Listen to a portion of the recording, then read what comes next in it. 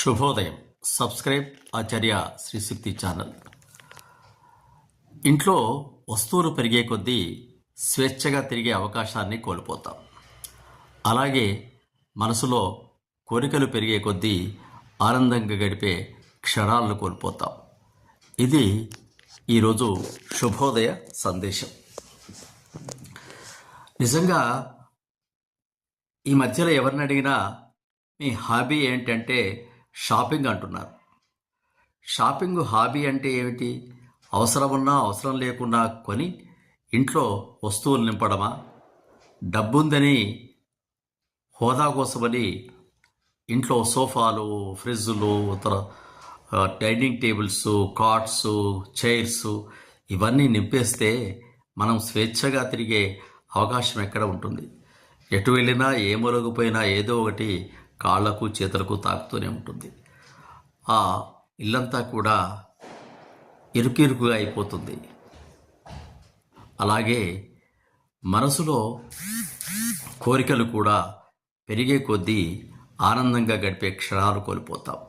ఆ కోరికల కోసం, ఆ కోరికలు తీర్చుకోవడం కోసం ఉరుకులు పరుగులతో జీవితాన్ని గడుపుతాం. మనశ్శాంతి ఉండదు. ఆ కోరికలు చెలరేగిపోతూ ఉంటాయి.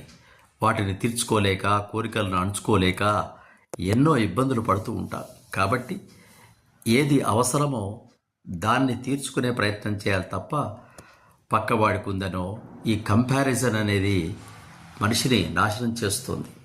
పక్కవాడికి ఉంది అని చెప్పి దాన్ని తీర్చుకోవడం కోసం మనం పడరాని పాట్లు పడి ఆ కోరిక తిరగానే ఇంకో కోరిక వస్తుంది.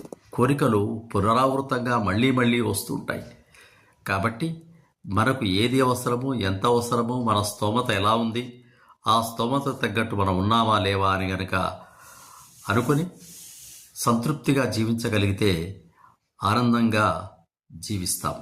కాబట్టి ఇంట్లో వస్తువులు పెరగకుండా, మనసులో కోరికలు పెరగకుండా, మన జీవితం ఆనందంగా గడవడానికి ఏ వస్తువులు కావాలి, మనం ఆనందంగా ఉండడానికి ఎంత కోరికలను తగ్గించుకుంటే అంత మంచిదని ఈ శుభోదయంలో చక్కని సందేశాన్ని మనం